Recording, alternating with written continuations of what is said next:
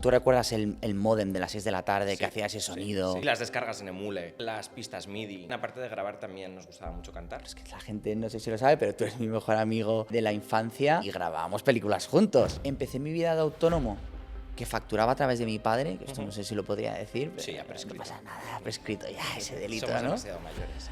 ¿Cómo para qué? Y es una experiencia de vida que creo que hay que vivir y se nota cuando alguien ha ido a la universidad y cuando no. Estar 4 años de tu vida estudiando economía 1, 2, 3, que la economía me parece muy importante, pero enséñame cosas que me sirvan a mí para mi profesión. No cuál es la diferencia entre microeconomía y macroeconomía, porque además nos lo estudiábamos de memoria, yo ni siquiera lo procesaba, lo entendía, lo vomitaba en el examen y ya está. Es que lo que hay que hacer es moverse, lo que hay que hacer es tener callos en las manos. Cuando llegué a Barcelona descubrí lo que era la música electrónica. Yo la primera vez que entré en una sala y recibí el bombo aquí en el pecho dije, ¿esto qué es? Conocí a Dulceida, teníamos como esa relación como de musa-director. Ella me ayudaba siempre con todos mis trabajos de la universidad porque me hacía de modelo, me hacía de actriz, que era lo que ella quería ser actriz, y yo también la ayudaba con el blog. Tanto el fenómeno de Dulceida como lo que es la profesión ha cambiado el marketing. Y tuvieron que ganarse su sitio en las blogs porque al principio no se las tomaban en serio. Por respeto a la industria del tecno, decidí cambiarme el nombre. Luke Lauren tiene un posicionamiento. Yo si fuese una fiesta underground, yo no querría contratar a Luke Lauren para que pinchara tecno. Soy DJ mucho antes que creador de contenido. Si tú no lo sabes, esto que es mi mejor amigo, ¿será posible? Al menos en aquel momento Zaragoza se me quedaba un poquito pequeña para lo que yo quería hacer. ¿Alguna vez has pensado qué hubiera pasado si te hubieras quedado?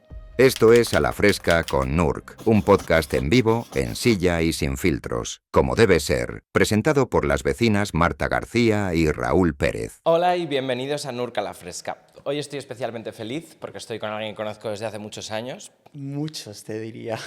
Todavía no te he presentado. Ah, bueno, hija, sí, ya rompo la pantalla. Hola, chicas, soy yo. Hoy nos hemos venido al Hotel Avenida, aquí en Zaragoza. Hemos dejado Madrid. Estamos muy contentos de estar en nuestra ciudad natal y la ciudad natal del invitado también.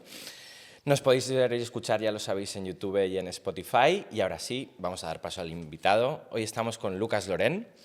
Luego entraremos... Mira, mi nombre es real, ¿eh? Claro, ¿cómo se nota que me conoces desde la infancia? Claro, el nombre por el que los profesores hacían alusión a ti cuando pasaban lista. Totalmente. Bueno, hoy viene a tomar la fresca con nosotros Lucas Lauren, creador de contenido, maño y vedette del siglo XXI. Hombre, una vedette española, cariño. Siempre me presento así. Vamos a empezar por la pregunta de rigor. Maño, creador de contenido y vedette del siglo XXI, ¿qué te define más y en qué orden? Es que no has dicho DJ, y ahora mismo me define mucho ser DJ. Bueno. Vedette. Vedette es la que va en primer lugar porque vedette es una persona que hace todo y nada, ¿no? Entonces yo toco muchas ramas artísticas y no me considero especializado en ninguna. Pero me lo paso muy bien. Ya.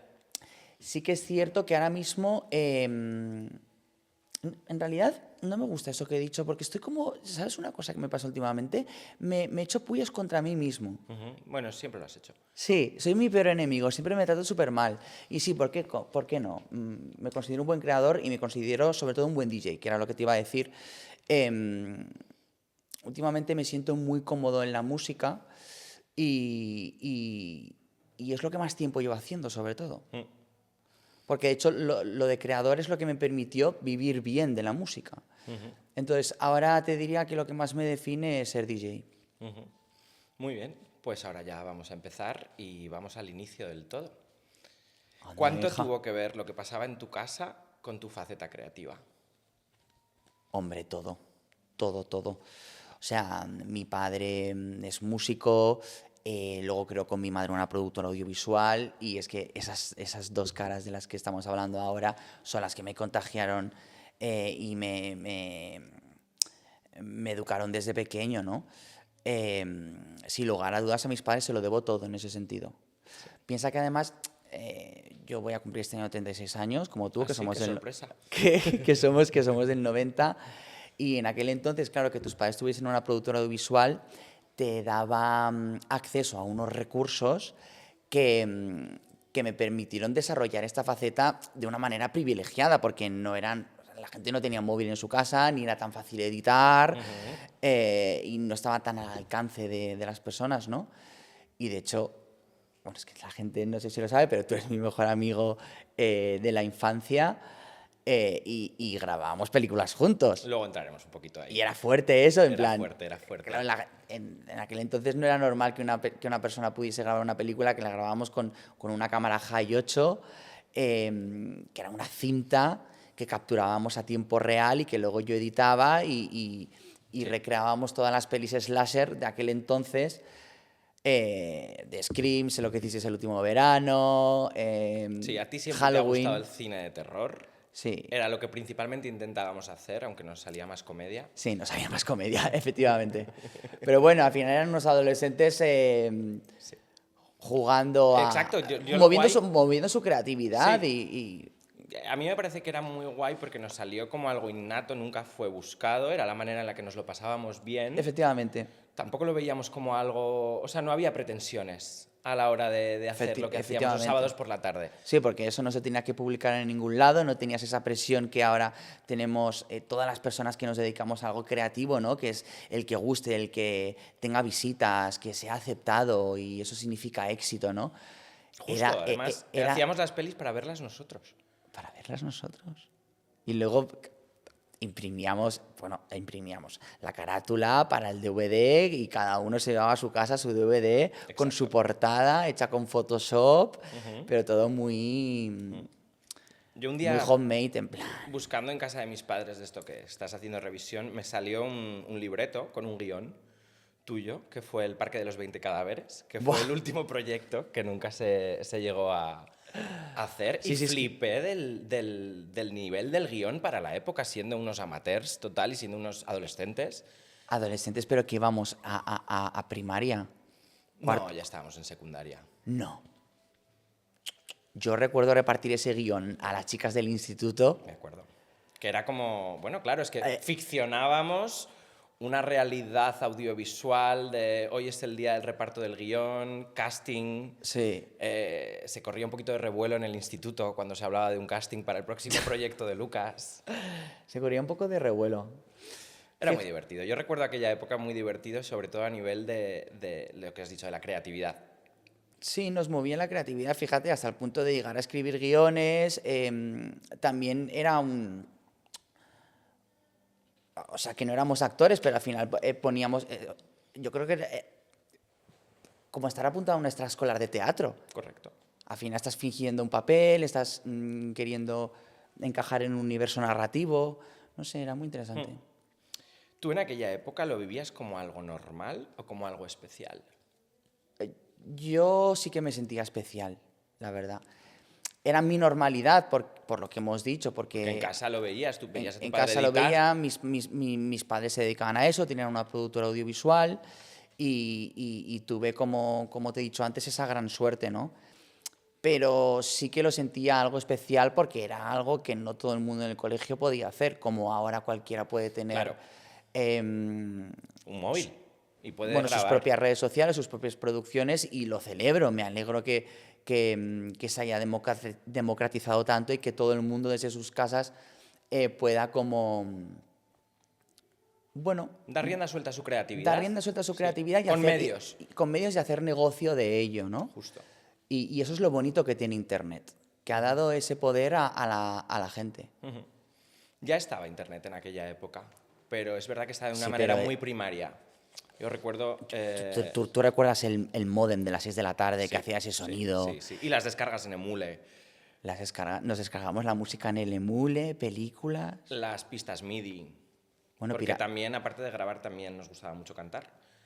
Yo incluso Claro, llegué a participar en un reality online de canto. ¿Tú también? Madre mía.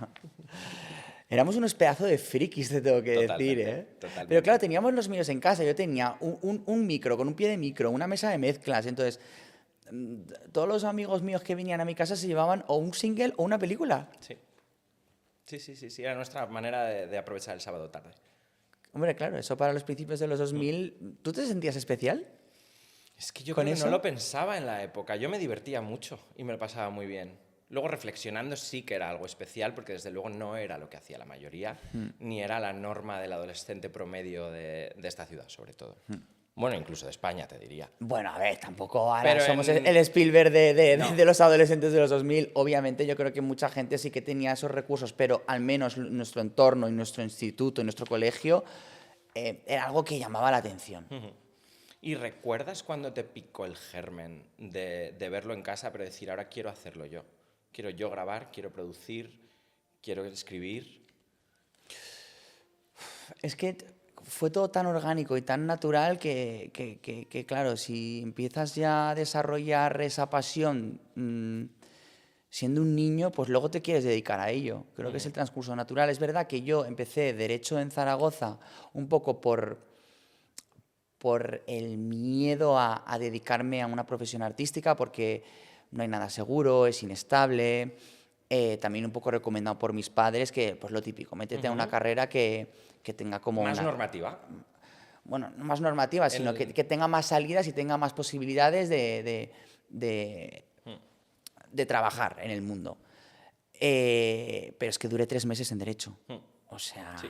¿Y en qué momento tuviste la conciencia de esto que me divierte y me gusta puede ser un método de vida para mí? Pues bastante pronto, porque yo empecé en la Universidad de Barcelona. Bueno, era una privada, lamentablemente. A mí me hubiese gustado ir a la pública, pero en aquel momento no me dio la nota de corte.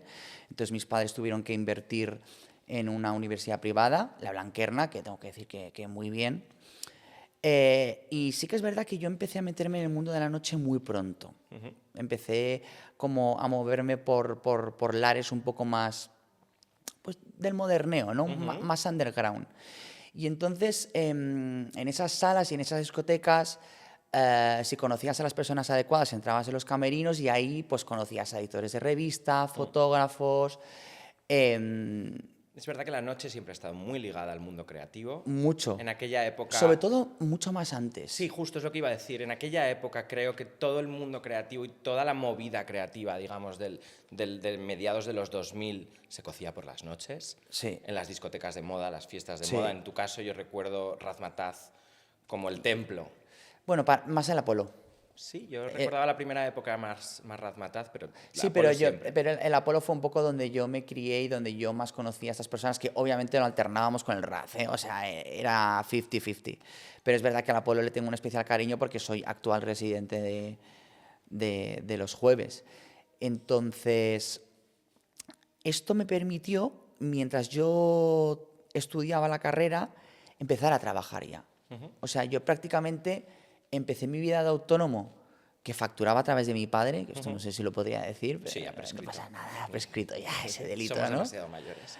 Como para que... Yo facturaba a través de mi padre, y yo trabajaba, o sea, yo trabajé para Pull&Bear, trabajé para la revista Metal Magazine Como cuando fotógrafo. como fotógrafo y videógrafo. Y ya empezaba a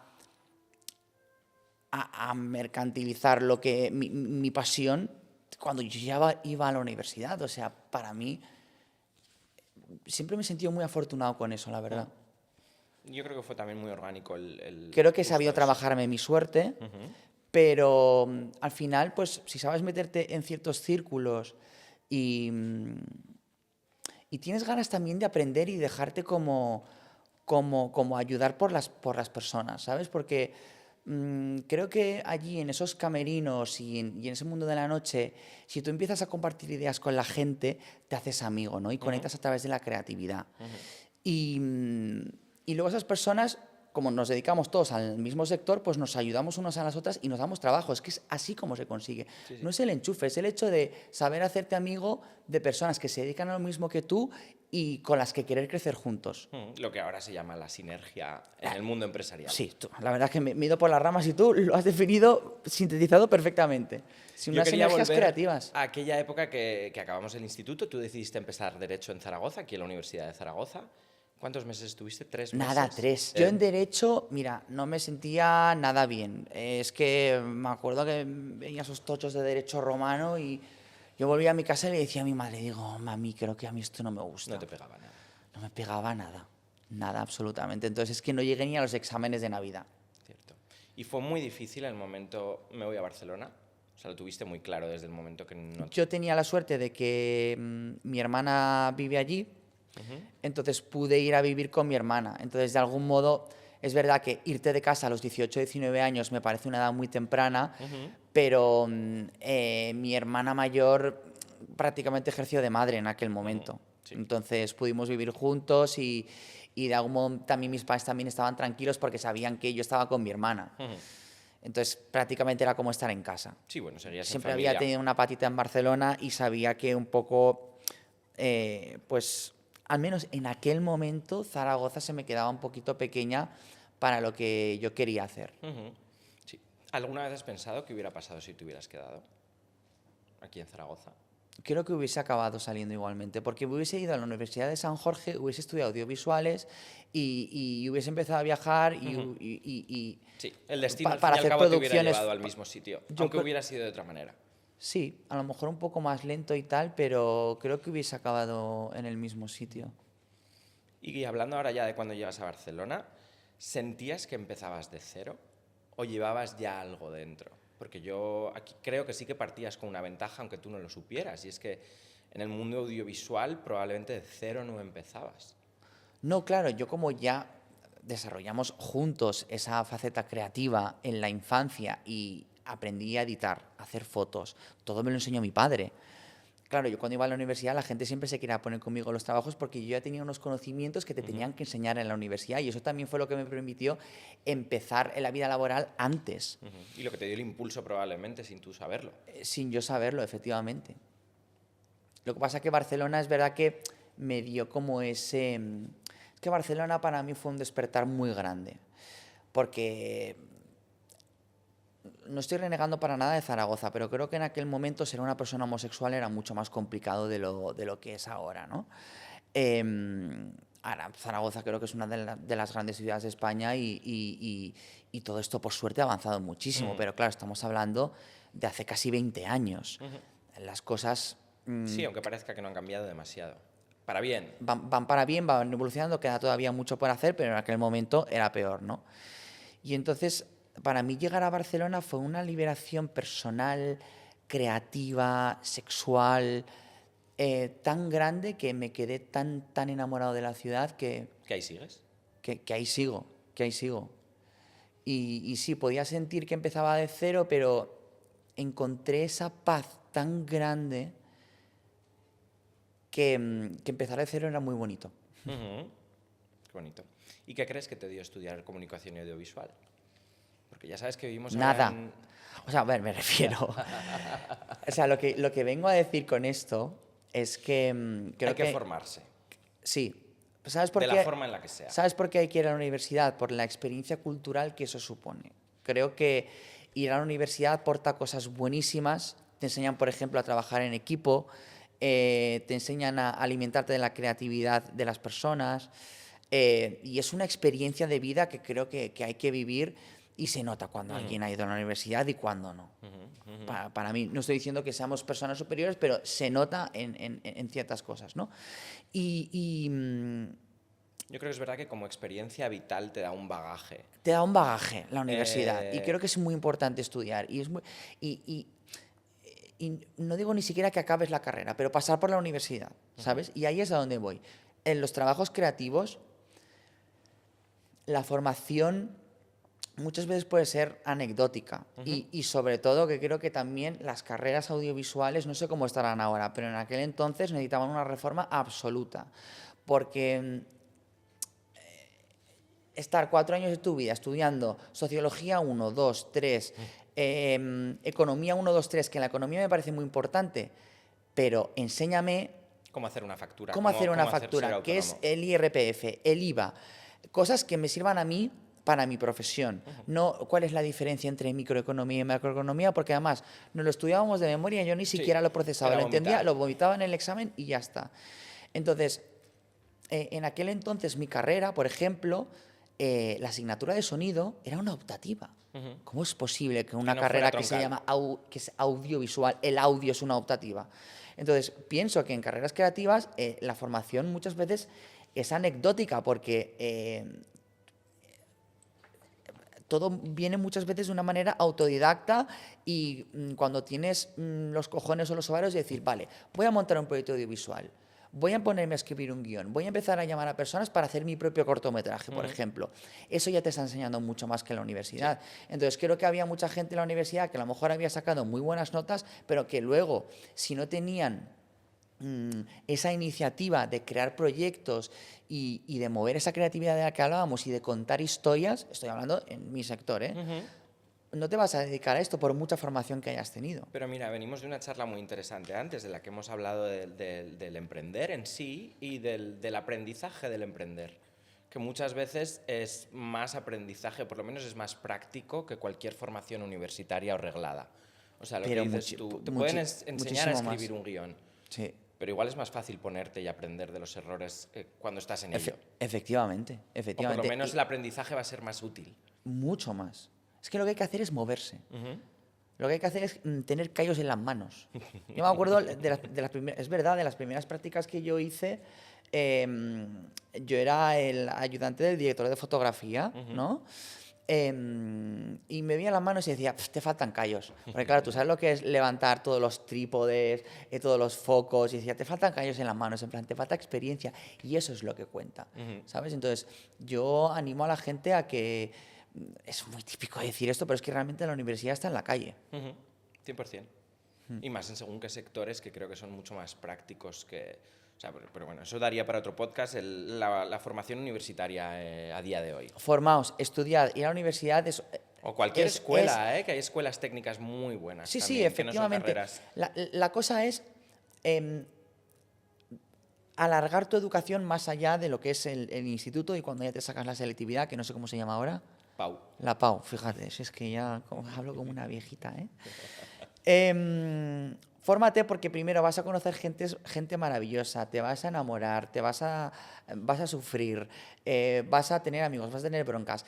Todo eso son unas experiencias de vida tan bonitas que de verdad no hay que saltárselas. Yo recuerdo la época de la universidad como la época más feliz de mi vida, porque no tenía preocupaciones, no tenía objetivos, no tenía, de algún modo, pues... También he tenido la suerte, es que esto hay que decirlo, de tener una familia que me ha dado unos recursos económicos, sin ser mi familia, y tú lo sabes, nada de clase alta ni mucho menos, sino una clase media trabajadora que ha podido darle a su hijo una vida pues como para ir a la universidad y estar pensando en pasárselo bien, aprobar los exámenes y en mi caso hacer proyectos audiovisuales. Pero qué felicidad sin esas preocupaciones y sin esas ansiedades, te lo juro.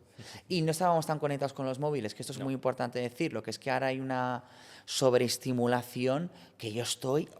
me falta algo. También hemos hablado justo antes de eso, falta de algo que aquí. también tiene una parte los móviles, las redes sociales, de compararte con el de al lado, que igual hace años no era tan excesivo, porque no sabías lo que hacía el de al lado. No sabías. Teníamos Facebook y sí que veíamos a gente que y hacía MySpace incluso antes, cosas, pero era Fotolog. otro tipo de... Era muy, muy diferente. Era más un diario audiovisual más que un publicar tu día a día. Y ahora también, como todo el mundo quiere ser influencer, hay como mucho FOMO y mucho deseo por la fama, ¿no? Y por querer destacar. Entonces esto está creando para mí un ambiente como demasiado tóxico que no te ayuda a conectar con la realidad. Entonces a mí sí que es verdad que me alegra de que haya pasado todo de una manera tan orgánica y tan pasional y tan desde dentro de haber ido a una universidad y querer ser director de cine, pero al final acabar en redes sociales desde otra perspectiva, pero siempre con ese mensaje y esas referencias detrás, ¿no? Es que el término influencer ni siquiera existía. No existía. Cuando nosotros teníamos 20 años. No existía. Entonces tuvimos la suerte de aprender la profesión mientras estaba creando prácticamente.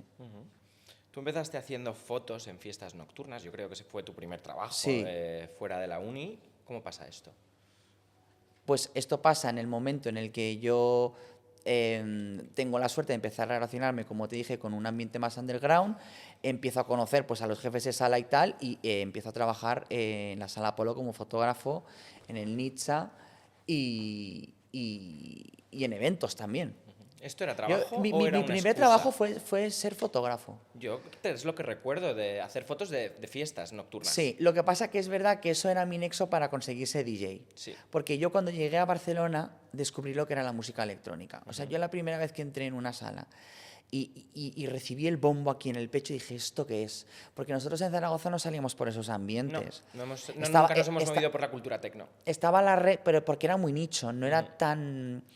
Mainstream, sí. No era tan mainstream. Y es verdad que ahora cada vez lo es más. En aquel momento lo era nicho, pero era más fácil acceder a ella. Yo, la primera noche que salí en Barcelona es que me acuerdo. Y dije, ¿qué es esto? Entonces, claro, empecé a interesarme muchísimo por la música electrónica y a través de ser fotógrafo, pues empezaba a juntarme con la gente que hacía fiestas y me dejaban empezar a pinchar, me enseñaban a pinchar. Entonces, ocurrió como todo un poco a la par, la verdad. Y a la vez también estaba la moda. Claro, efectivamente. Porque yo recuerdo algún trabajo tuyo para Vogue Italia, puede ser, algún Sí. vídeo, no me acuerdo. Bueno, yo llegué incluso a disparar una portada de una revista, la H Magazine, que ya no existe, que le hice las fotos a Laura Hayden. ¿Tú te acuerdas de Laura Hayden? Sí. Bueno, Laura Hayden, que es colega mía, que es cantante, que es una artista de los pies a la cabeza. Y todo era porque teníamos una fiesta que se llama Hard Candy. Es que estaba todo súper conectado. Estaba todo súper conectado. Y bueno, por supuesto, luego también aquí en estos lares conocí a Aida, a Dulceida, que también a ella la cogí como... Teníamos como esa relación como de musa-director, ¿no? Ella me ayudaba siempre con todos mis trabajos en la universidad porque me hacía de modelo, me hacía de actriz, que era lo que ella quería ser actriz. Y yo también la ayudaba con el blog. Entonces, este crecimiento paulatino y tan orgánico nuestro fue muy bonito porque éramos de la misma generación y crecimos de alguna manera creativamente a la vez, ¿no? Qué guay, sí. ¿Qué aprendiste observando influencers desde dentro? Antes de tú ni siquiera plantearte ser creador de contenido. Es verdad que para mí Aida era blogger, claro, pero es que no, en la palabra influencer no estaba presente. Para mí, yo, su trabajo, lo que hacía ella en Blogspot, lo comparaba con el trabajo pues, de un periodista o un editor de una revista, sí, es que era un o blog. con un fotógrafo. Quiero decir, era como una profesión más. Y a mí obviamente me llamaba la atención y me encantaba ayudarla porque lo veía muy cool, evidentemente. Lo que pasa es que luego se empezó a ver que esto pues era una nueva profesión y algo que iba a cambiar el marketing. Sí, o sea, pero que sí, decir, un yo antes y un creo que después no había para conciencia el marketing. todavía de que iba a llegar tan lejos. Porque No, porque de hecho porque creo que era un sector muy nicho, justo. Los bloggers eran...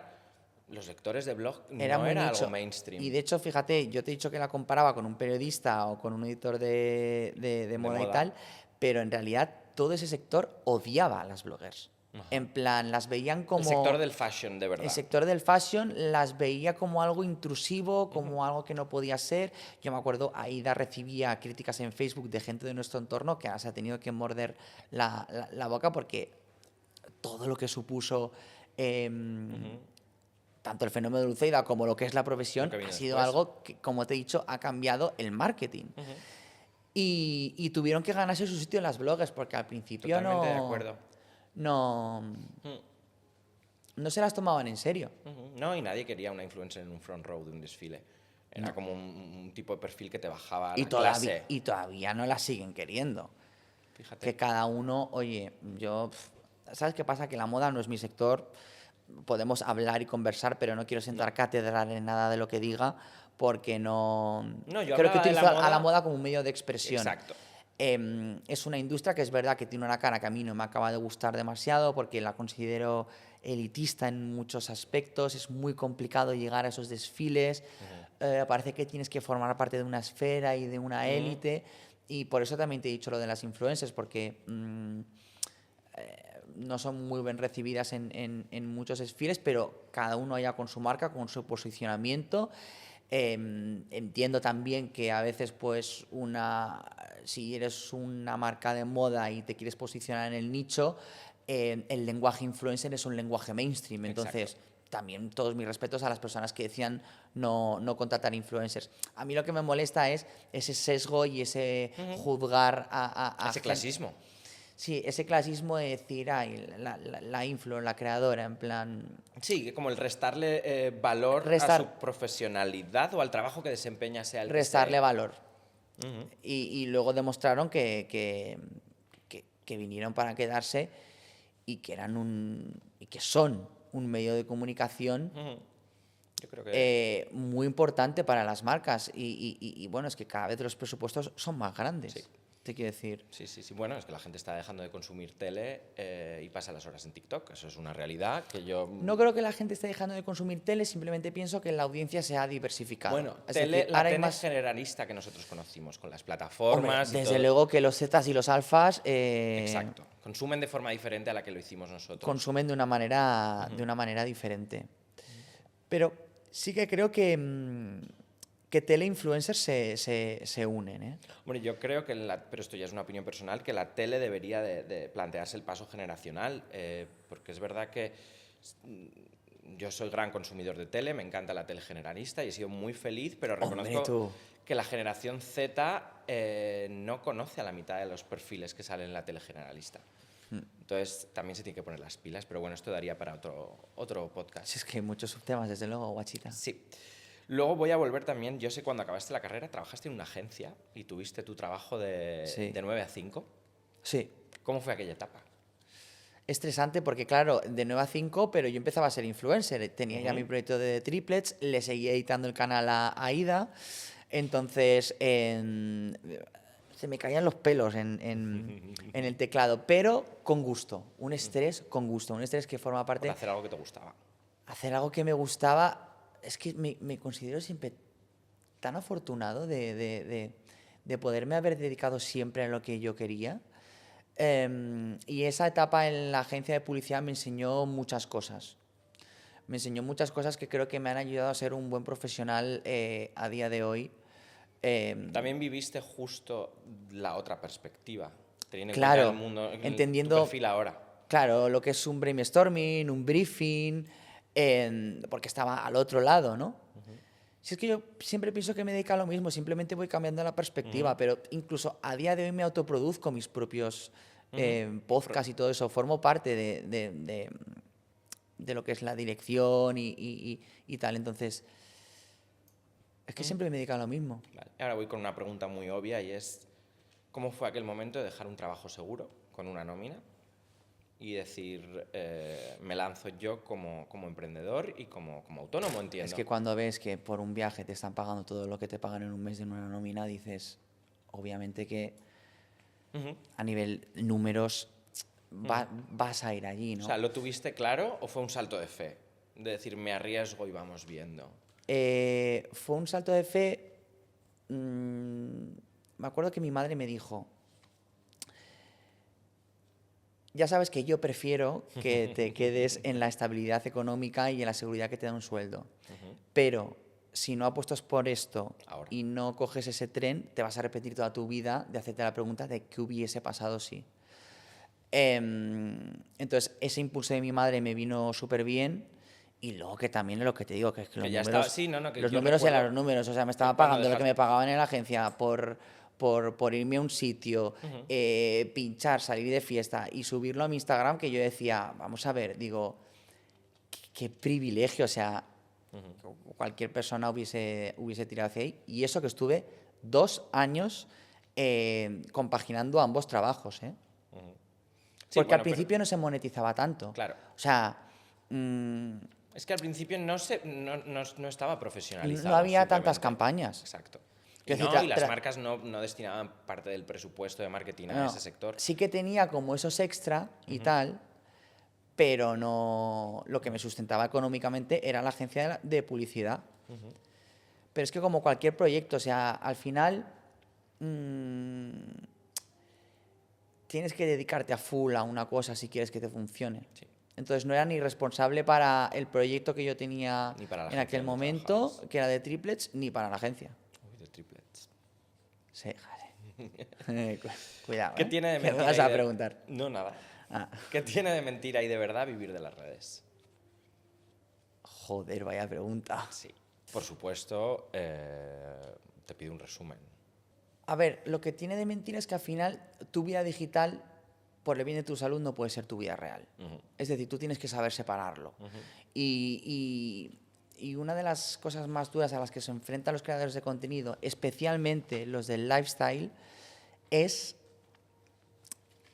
en qué momento desconectas. Porque claro, te estás contando, es prácticamente una retransmisión en vivo de tu vida, ¿no?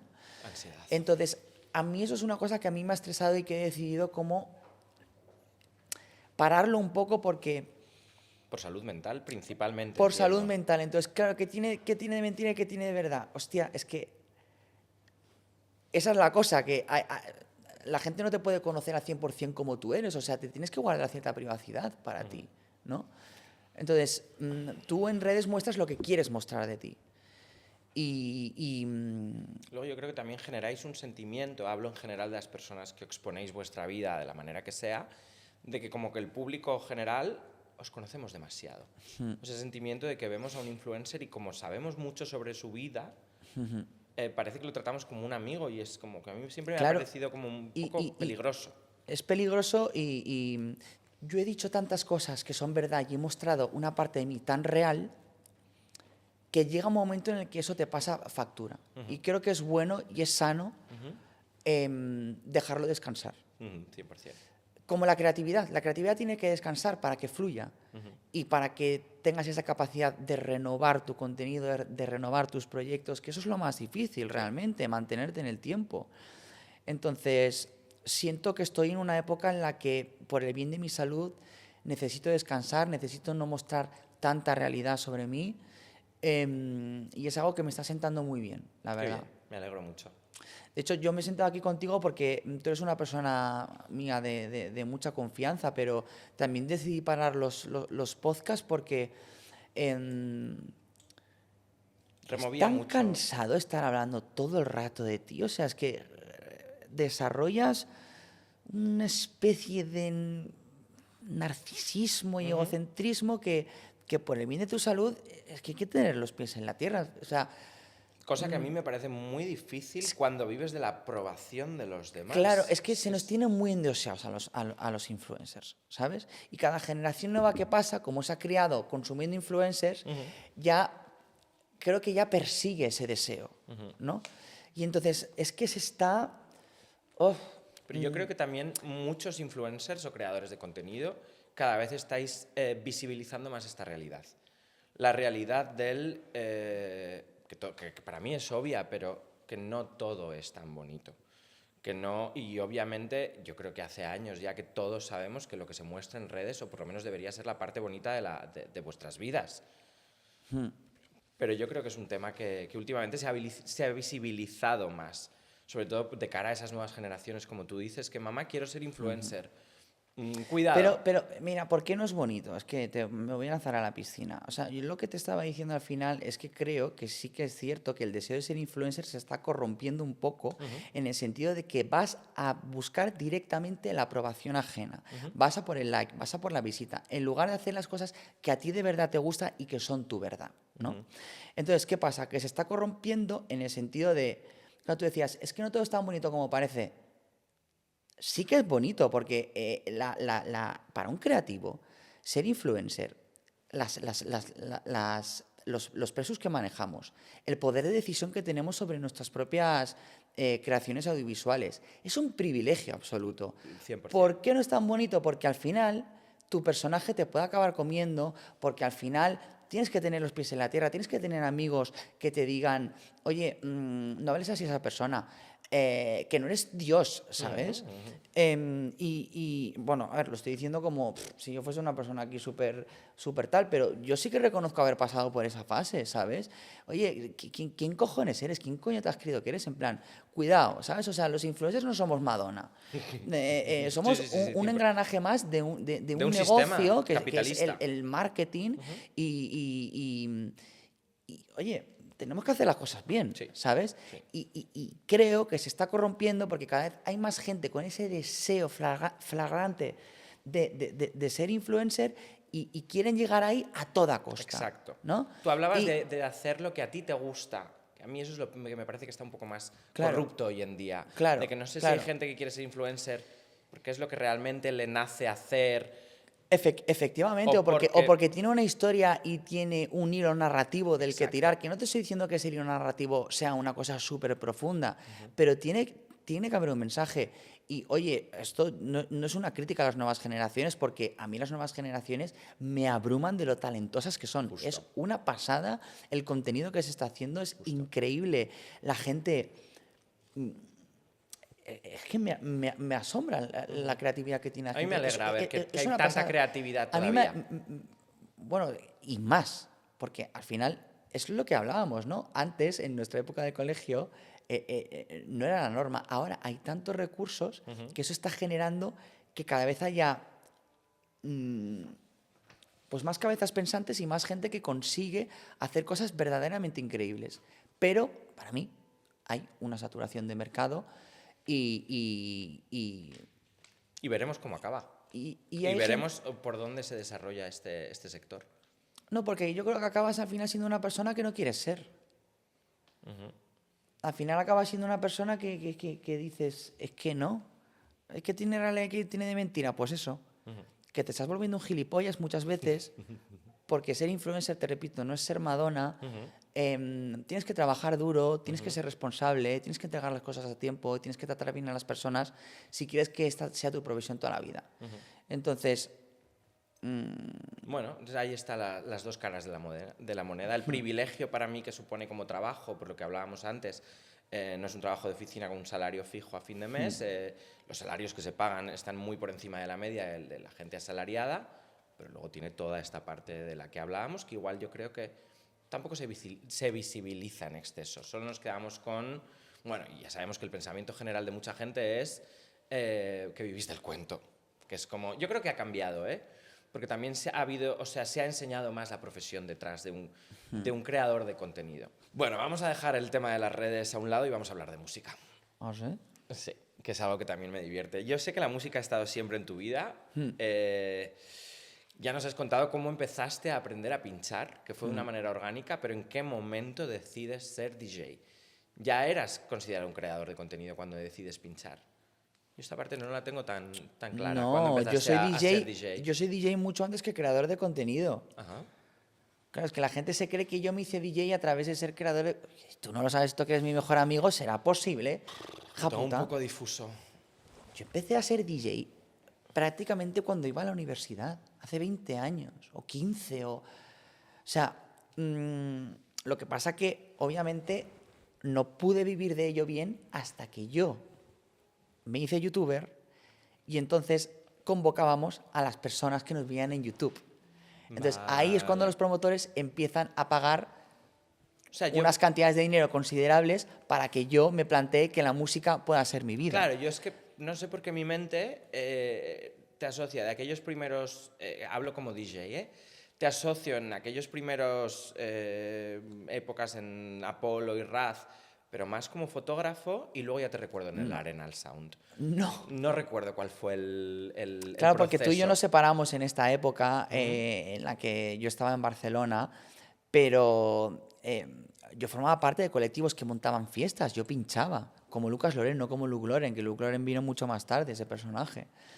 Claro, tú al principio eras tu nombre artístico y lo que salía en los flyers de los bolos Era Lucas Loren, sí, sí. Y yo cobraba 50 euros por el usito, otros gratis, otros 100. Y luego pues fue creciendo gracias a las redes. Vale. ¿Te gusta más ser creador de contenido o ser DJ? A día de hoy me estoy sintiendo más cómodo en ser DJ, pero siempre he considerado que tengo el corazón dividido al 50-50 porque disfruto mucho también haciendo los programas y los podcasts. Que ahora acabo de sacar uno nuevo, que estamos ya a puntito de grabar la segunda temporada, ya ha salido la primera de Mamá no veas esto, que es un podcast sobre amor y sexualidad. Y llevaba ya como 2 años sin hacer uno, porque el mío anterior era el de No estamos locas, que hablaba sobre salud mental. Y la verdad que estoy muy feliz, muy contento, porque supe como... ¿Sabes lo que te he dicho de descansar? Cuando llevas tanto tiempo, lo mejor es no forzar la máquina y no hacer cosas por hacer. Ahí es lo que te digo, hacer las cosas porque a ti te apetecen, ¿no? Y estuve en búsqueda de esa nueva verdad que quería contar. y fue la sexualidad y el amor. Bueno, incluso volvemos al inicio porque creo que, y esto te lo digo con toda la sinceridad, creo que eres un gran comunicador. Gracias. Entonces yo creo Amiga. que te veo muy suelto en este tipo de formatos, como comunicador, como presentador, como entrevistador, incluso como orador. No estoy en mi mejor época en un sentido de querer exponerme, te tengo que decir. Lo que pasa que, esto se lo he contado a mis seguidores, pero como te he dicho que quiero protegerme, no les he especificado realmente qué es lo que está pasando por mi cabeza, por lo que estoy pasando, que no es nada grave y no me quiero dar aquí las de pobrecito y tal. De hecho, lo que me pasa no es lo suficientemente grave como para Retirarte. para retirarme o para decir, ay, qué mal estoy, es que no puedo seguir porque me pasa esto y tal. Simplemente es que, bueno, tengo que hacer un esfuerzo un poco extra ahora mismo por seguir en esta industria, que es una industria que me da una felicidad muy grande, que quiero de algún modo u otro, sea la perspectiva que sea, seguir dedicándome al audiovisual toda mi vida.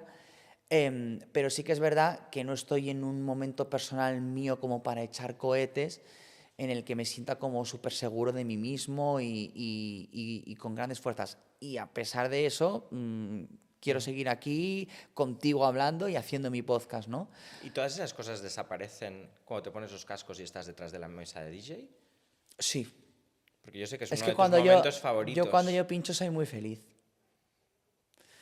Y ¿sabes qué pasa? Que es tan real esa conexión con el público, porque la sientes, la ves, ves la euforia y no siempre es bueno, o sea, hay que hablar de que hay bolos en los que se pincha Luego nos en el cuentas porque has pinchado en en muchísimos en el mal sitios. sentido, o sea, hay veces que no hay mucha gente delante, hay otras que la sesión no sale bien, hay otras a las que las personas no les gusta lo que has pinchado, pero eso es ser DJ, eso es ser DJ, ¿no? Saber salir de esas situaciones, entender que hay sesiones buenas, que hay sesiones malas, que hay bolos buenos, que hay bolos malos, que hay bolos que te harán llorar de la felicidad y otros llorar de...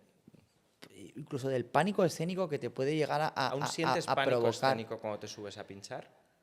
No, pánico no, pero Porque yo ha habido ocasiones en las que lo he pasado muy mal. Hubo una vez una actuación de Los Triples en un Arenal Sound que no quería salir al escenario porque no me salía un paso de la coreografía, sabía que le iba a cagar, efectivamente la cagué en el escenario, que luego la gente no se da tanta cuenta como tal. Y más con todo el formato de show que tengo cuando voy a un festival con bailarinas, que hay como tantas cosas en las que fijarse que tal.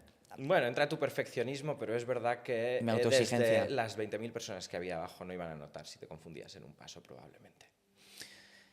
Pero es que no es lo mismo hacer un vídeo de YouTube y que luego te lo vean 1 millón de personas a salir a actuar para, es que ya te voy a decir, 1.000, ¿vale? Porque en una arena sound hay 30.000.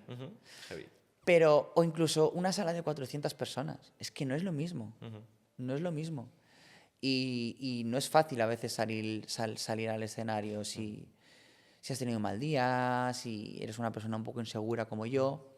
Pero es verdad que cuando empieza la música, cuando le doy al play, hay veces que me cuesta entrar en el mood, pero cuando entro ya no hay quien me saque y de hecho a mí siempre me gusta pinchar. Los promotores te suelen contratar para 90 minutos, pero yo les suelo decir 2 horas o incluso más porque Ya. tengo más oportunidad de expresarme, me queda como más redondo el discurso. Yo he ¿no? estado contigo y has pedido hasta pinchar gratis alguna vez. En alguna sala. ¿Cómo que pinchar gratis? Pues de que estábamos en alguna sala Pero- de fiesta y has pedido, oye, ¿me puedo subir yo a poner la Hombre, música? hombre, claro, por O supuesto. sea, no, Es que, pinchar gratis me refiero a que estar nosotros en una sala de fiestas hombre, es que y pedir tú si podías subir a la cabina. hombre, claro, es que el DJ que pinche por el dinero. Es que los DJs también nos consideramos personas muy afortunadas porque los DJs pincharíamos gratis. Porque eso es lo que queremos. No, no me refiero a hacer un vuelo, sino a estar justos de fiesta y decir Eh, y preguntarme, ¿puedo una subir cosa. a la cabina? Por supuesto que he hecho bolos gratis. Hombre, ya. Por supuesto que he trabajado como influencer gratis. Por supuesto que he trabajado como todo gratis y seguiré trabajando gratis en las ocasiones en las que merezca la pena.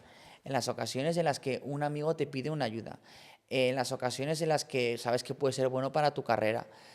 Creo que eso, de verdad, no resta valor a lo que A tu trabajo profesional. a tu trabajo, porque hay que saber cuándo poner el límite. Hay muchas veces que obviamente tú tienes que decir, ese es mi precio y por menos no lo voy a hacer, y yo tengo un precio, pero no pasa nada si tú a veces colaboras con algo que te va a suponer algo bueno para tu, Y bueno, y que probablemente para tu te negocio, apetece. para tu negocio. Eso sí, quiero hacer un llamamiento que no se puede abusar de la palabra colaboración, No.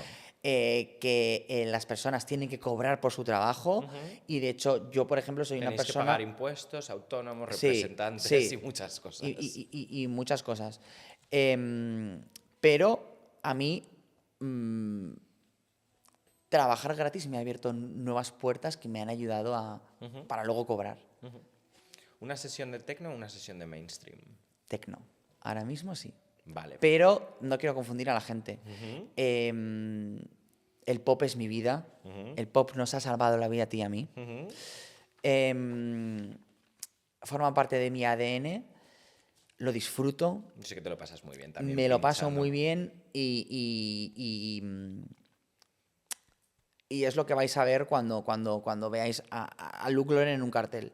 ¿Qué sucede? Que es verdad que me está apeteciendo escribir un nuevo guión en la música. Y me apetece ver qué pasa en la industria del techno, que me cuesta, evidentemente, me he tenido que cambiar el nombre porque... Justo te iba a preguntar Por cómo te has por respeto recibido a la la industria del techno. Por respeto a la industria del techno, Ajá. decidí cambiarme el nombre. Porque al final la marca de Luke Loren tiene un posicionamiento. Y yo si fuese una fiesta underground, yo no querría contratar a Luke Loren para que pinchara techno. Entonces entiendo. me he tenido que crear un seudónimo para que empiece de cero otra vez todo ¿Cuál es eso, este ¿no? seudónimo? Loren. Loren. Para que la gente un poco pues lo asocie y entienda. ¿Habrá alguien ¿no? que haya jugado más con el nombre que tú en todos estos años? La Lucre, Lucas, Luke Loren. Luke Loren. Hay mucha gente que te llama Luke, que me Sí, hace mucha gracia, porque mucha como gente. yo nunca te he llamado Luke, Ya. Es que mis amigos de verdad y los que me conocen, a veces que o incluso... Lucas o Lucre. Sí. mis real followers saben que es Lucre, hombre. Lucre, guapa. Aún recuerdo cuando te gritaban aquello en los bolos y nos meábamos. O sea, tecno. Obviamente disfrutas pinchando todo, pero el tecno Pero diríamos es que no es sabes... como tu o sea, espinita clavada. yo tengo la suerte de que ahora tengo una fiesta en el Input de Barcelona. El Input es una de las mejores salas a nivel de sonido en toda Europa. Es un regalo para cualquier DJ pinchar en una sala así. Y he creado una fiesta que se llama Culto. Porque creo que hay ciertas cosas que para mantenerte en el tiempo es mejor no seguir poniendo tu nombre, ¿sabes? Y hay que saber también librarse de eso. ¿Sabes? Eso que te he dicho de ese narcisismo y ese egocentrismo. Es que cuando te dedicas a esto es muy cansino siempre hablar de ti. Por eso he querido crear otra cosa que no tenga mi nombre y que no dependa de mí. Correcto. Entonces estoy empezando de cero, mi propia marca. ¿Te está costando? O sea, ¿sientes el respeto de la industria del tecno o sientes rechazo? Siento el respeto porque me respalda Input, pero es que tampoco voy a exigir un respeto muy heavy si acabo de empezar. Es que las cosas se ganan. Ser DJ te lo tienes que ganar. Yendo, trasnochando, yendo a grandes discotecas, pero también a sitios más pequeños, a pueblecitos, a todo. Un DJ tiene que estar dispuesto a todo. Entonces, no puedo querer llegar al mundo del tecno y besar el santo, nada más llegar. Entonces, no tengo respeto, pero porque me lo tengo que ganar. Muy bien, poco a poco. Sí. Pero bueno, creo que partes de algo muy guay, que es tener una fiesta en un club como... En un club que es empezar casi la casa como lo has dicho, que por el casi lo tejado. sientes como un regalo. Como un aparte de lo que regalo, disfrutas. sí. Y Qué además guay. tengo la suerte de estar haciéndolo con mi mejor amigo David Campillo, que somos socios y es muy estresante, pero es súper gratificante. Lo guay. hacemos con gusto. Qué guay. No ganamos dinero ahora mismo, porque ahora mismo lo que hacemos es pagar los sueldos para que se mantenga lo que es la infraestructura, pero Bueno, pero es lo un proyecto ganaremos. muy tú a la Lo vez. ganaremos. Qué bien. Pues es lo que hablabas aquí antes también de la dualidad de no todo por pasta. Hay veces que... No todo por pasta, hay que hacer las cosas por pasión y por verdad, Pero siempre intentando llegar a fin de mes. pero siempre intentando llegar a fin de mes. O sea, evidentemente, o sea, el proyecto tendrá que crecer. O sea, si no crece, no es. Despegará. Bueno, es que el proyecto va muy bien. Vamos a cambiar ahora el tema y vamos a hablar un poquito de las estrellas del pop, que tú has nombrado antes. Anda. ¿Qué ha pasado con las estrellas del pop? ¿Dónde están las superestrellas de antes? ¿Por qué? ¿Qué ha pasado con Britney Spears? Vale, ¿qué ha pasado con Britney Spears o con el concepto como superestrella del pop? ¿Qué ha pasado con el concepto de superestrella del pop? Que para mí para mí siguen las superestrellas del Claro, pop. por eso no entiendo la pregunta, porque para mí creo que siguen existiendo las superestrellas del pop. Lo que pasa es que se conciben de una manera diferente, ¿no? ¿Y qué ha pasado con Britney? ¿Cómo la vemos? No sé por qué me río, porque realmente es una historia muy triste. Sí, Eh, a mí me da mucha pena. Ha sido una risa nerviosa, porque a mí Britney me salvó la vida.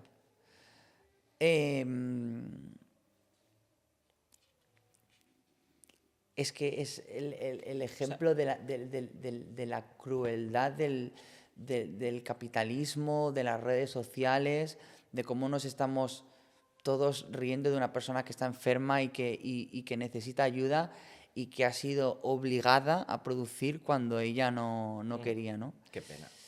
Y qué pena más grande, porque yo era de las personas que no veía que Britney... O sea, obviamente se veía que no estaba bien, pero creía que iba a seguir produciendo música cuando estuviera libre y ya veo que no.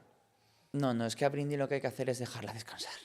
Ya. Esa es la cosa. Cuando una persona está obligada a seguir en el candelero cuando no quiere estar. ¿Qué opinamos del 20 aniversario de Hannah Montana? Bueno, me parece una maravilla, por favor. A mí me parece que nos hemos hecho mayores. Pensar que han pasado 20 años. Pero una cosa, tú sabes que nosotros éramos un poco infantiles para ver Hannah Montana a nuestra Ya, edad, no éramos ¿verdad? tan jovencitos. No éramos tan jóvenes. Teníamos 16, 17. O más, ¿no? Yo recuerdo ver Hannah Montana mayorcete, porque es más para los zetas, porque pero bueno, ninguna vergüenza, a full con Hannah Montana. De hecho, es algo que la gente que viene a verme espera que suceda siempre, que yo pinche Hannah Montana. Y no sé, Hannah Forever, la verdad. Sí, Miley Forever. Miley Forever. Venga. Ahora vamos a hablar de Villa Alegría, que es un eventazo que organiza NURC a finales de abril, el día 25 concretamente. Lucas estará allí dándonos una sesionaza, espero. ¿Cómo preparas una sesión de DJ así? Me gusta dejarme llevar, la verdad. Porque pues ya llevo tantos bolos y sí que es verdad que hay sesiones preparadas, pero pues luego coges de una carpetita de un lado y del otro y es muy importante tener psicología de pista. Entonces yo veré qué necesita el evento y lo que necesitéis os lo daré en el momento. Qué guay. Y no te preocupes que llevaré un poco de Britney en el USB. Y de Hannah. Hombre, por supuesto. De Hannah yo mis propios mashups y todo. Qué guay. ¿Qué le prometes a quien venga ese día? Le prometo felicidad. Qué guay. Le prometo nostalgia. Y le prometo pasárselo bien. Porque Ya lo la sabéis. música es algo que nos une a todos y no se tiene que perder, de verdad. No se tiene que perder escuchar música en directo, no se tiene que perder ir a bailar. Ya no te estoy diciendo ir a escuchar a un DJ, ir a bailar. Es lo que nos desconecta de la pantalla y lo que nos hace ser más humanos. O sea que de verdad que animo a la gente a que venga y a que salga a bailar. que salga a bailar. Allá A que donde esté. salga a bailar. Vamos a hablar de moda, un poquitito solamente, porque hay una parte tuya que tiene que ver mucho con cómo te presentas. O por lo menos yo así lo percibo. Es verdad que te has dicho antes que tu sector no es la moda, que no lo es en cuanto a tu trabajo, pero yo creo que siempre te ha interesado la moda. Sí. O por lo menos siempre has tenido una sensibilidad para lo que es la moda. Efectivamente. Para ti la moda no es algo funcional, que también no es solamente vestirte porque hay que estar vestido por la calle, sino que tiene un punto de expresión, yo creo. Sí, y creo que también parte de mis referencias vienen de los fashion films, de todas estas pelis que hacía Steven Meisel y tal, que eran espectaculares y que a nosotros nos encantaban y veíamos mucha inspiración en esas campañas, ¿no? Queríamos hacerlas. Justo. Queríamos hacerlas. Te hemos visto en muchos eventos y alfombras rojas con looks bastante fuertes. Sí. Me arriesgo. ¿Esto sale natural o hay una intención detrás? A ver, es que claro, creo que la moda la puedes utilizar de dos maneras. Una, como una utilidad y ¿Como algo funcional? como algo funcional y cumplir un protocolo y convivir en sociedad. 2, como una manera de expresarse. Entonces, Hay cierta si intencionalidad. si no llamas la atención, tu mensaje no ha llegado. Esto es como cuando creas un vídeo y no tiene visitas. Pues si te pones un look y no te miran, creo que la intención es llamar la atención, ¿no? Ahora bien, ¿de qué manera se llama la atención? Puede ser un circo, como yo he sido muchas veces y la he podido llegar a cagar, o ya no me siento tan representado con ciertos looks que he podido llevar, pero tú puedes llamar la atención siendo súper chic y súper minimal. ¿Sabes lo que te quiero decir? 100%. Entonces, tú cuando... Se puede llamar la atención bien o mal, claro. Claro. ¿Te interesa provocar, diferenciar o simplemente divertirte? Hablo de cuando vas a un evento, ¿eh? O incluso cuando tienes un bolo. Que A sé ver, que también me gusta, eliges- creo que forma parte de mi personalidad intentar diferenciarme de alguna manera. Creo que eso también ha hecho a mi proyecto musical darle como un formato más queer, ¿no? Y reivindicativo de que todo tipo de expresiones pueden subirse a una cabina. Y es que también la moda es una buena arma para un fotocall. ¿Sabes lo que te quiero decir? Justo. Si vas con un buen look, y yo además que no soy una persona especialmente mediática, muchas veces Vas a generar conversación. generas conversación a través del look. Y es importante llevar un buen look o incluso ciertas sorpresas para que los fotógrafos te hagan más caso. Sí, yo creo que en La una moda es alfombra una roja buena tienen arma. que pasar cosas. En una alfombra roja tienen que pasar cosas, efectivamente. Es que si no me parece demasiado aburrido. Sí. Obviamente, sobre todo si estamos hablando de alfombras rojas nacionales, de eventos nacionales. Otra cosa es que me digas Met Gala. Bueno, en Met Gala tienen que pasar más cosas que en una Más alfombra roja todavía, normal. desde luego. Pero que entiendo que hay eventos donde tiene que primar más la elegancia más clásica, pero yo creo que no. Yo también creo que los dress codes a veces están hechos para saltárselos, ¿eh? Ajá. Te quiero decir... Hablemos o de los dress para codes, darle tu justo. propia personalidad. Vale. Sí, porque si no se tiende a ir uniformado, va todo el mundo Y como todo el muy- mundo igual. Y el problema de los dress codes es que... sí, white, vamos a ir todos de blanco, que va a parecer una fiesta de Ibiza. Ay, hija, no sé. ¿Alguna vez has dudado con algún look? ¿O has dicho, mira, Mucho. Siempre he pensado... Es que he dudado antes de sentarme aquí. Sí, siempre dudo del overdressed, ¿no? Pero creo luego... que es una parte también de tu esencia, el ir overdressed? Sí.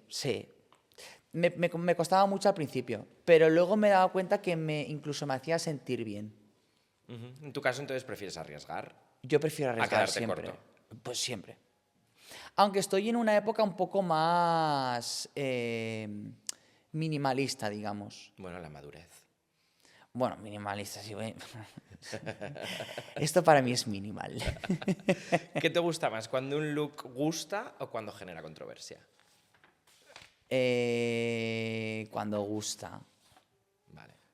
Controversia, me han sacado a veces en mal vestido y piensas, "Joder, macho". Pero claro, yo ahí siempre Pero prefiero digo, salir mal vestido que no salir. es mal vestido según los ojos de una persona determinada. Es que estamos hablando de algo estético, es algo tan subjetivo que a mí me hacen mucha gracia las listas de mal vestidos o bien vestidos, porque es como, bueno, según tus influencias estéticas. Totalmente. A ver, hay veces que no, que es obvio. Pero en general suele ser un gusto muy subjetivo. Sí, y muy personal, la verdad. Vale. Ahora ya para ir finalizando vamos con uno de nuestros jueguecitos y es que te hemos preparado una lista de canciones para preguntarte si las pincharías en una verbena como la nuestra. En vuestra verbena, en Villa Alegría, qué maravilla. Exacto. Nos tienes que decir Nurk si es que sí o Nork si ni de coña. Anda. Vale, pues aquí tenemos la lista, es una playlist de Spotify. ¿Esto es lo que queréis que pinche? No, esto es una propuesta que te hemos preparado para ver si tú lo pincharías o no lo pincharías. Paquito el chocolatero. Nurk o Nork. Nork. ¿No la pinchas nunca? No la pincharía. Venga. No me... O sea, la puedo pinchar si son las fiestas de un pueblo, no la pincharía. No, nosotros para Villalegría nos fiamos de tu selección, ¿eh? No te vamos a imponer absolutamente nada. Vale, porque no suelo hacer caso cuando me lo dicen. No request. En realidad sí. Sí que, o sea, que decir, intento contentar al cliente hasta cierto punto. Por ejemplo, no te voy a poner Yurena. Y A por ti es una canción que me encanta, pero no forma parte de mi identidad. ¿Nadie ha hecho La- un la- remix guay? ¿Has visto la serie? Sí, Superstar. Increíble. Bueno, a mí es que Yurena me ha Profundos- parecido siempre una visionaria. Profundos respetos a Tamara, Ámbar, Yurena, como se quiera llamar, porque de verdad Sí. que amo. Yo lloré viendo esa serie, pero no pincharía por ti. Siguiente canción. Dios es un Stalker. Prefiero poner La Perla, Vale. la verdad. O Berghain, el remix de Conrad Bueno, Taylor, bueno, que eso yo lo he bueno, pinchado. bueno. Ese es un remix que pega tanto en una fiesta tecno como en una fiesta comercial. Cuidado. Correcto. Venga, la siguiente Vir- canción. Virtual Diva, por supuesto que sí. Clasicazo del reggaetón. Últimamente no la pongo, pero es que me va por épocas, pero sí, Virtual sí. Dame de Bad Gyal, por supuesto. Mira, Bad Gyal todo, ¿vale? Y de hecho tengo un remix Hard Bounce que es divino de Dame. Guay. O sea, Dame Bad Gyal sonará. siempre y a todas horas. Vale, que siempre a todas horas. ASRG, no, JDG. ¿No? no la pincharía. No, porque no forma parte. Mira que han vuelto las Ketchup un poco, ¿eh? Sí, han vuelto. El otro día estaban pinchando en Bar Chica. Las Ketchup son Si de DJs repente ahora. tuviese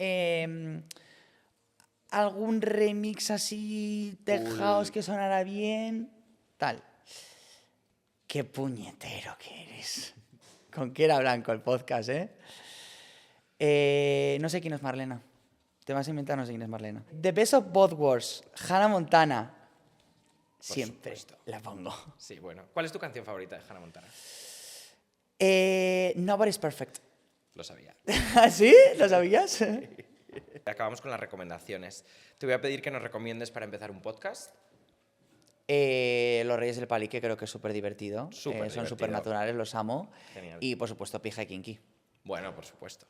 Bueno, es el podcast. Es el O podcast. sea, teniendo en O sea, cuenta los invitados que... ¿Quién no ha pasado por ahí?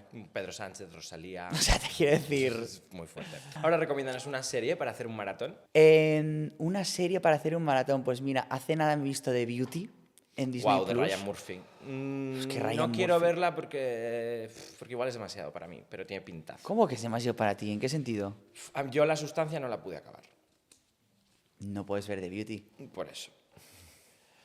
Sí que puedes ver The Beauty, es muy guay The Beauty. Vale. Hay una serie que también vi hace poco, que es una puta pasada, también en Disney Plus, Yo Adicto, que el La tengo protagonista es pendiente. Uriol Pla, La tengo pendiente. ganó un Emmy, el primer actor español en ganar un Emmy internacional.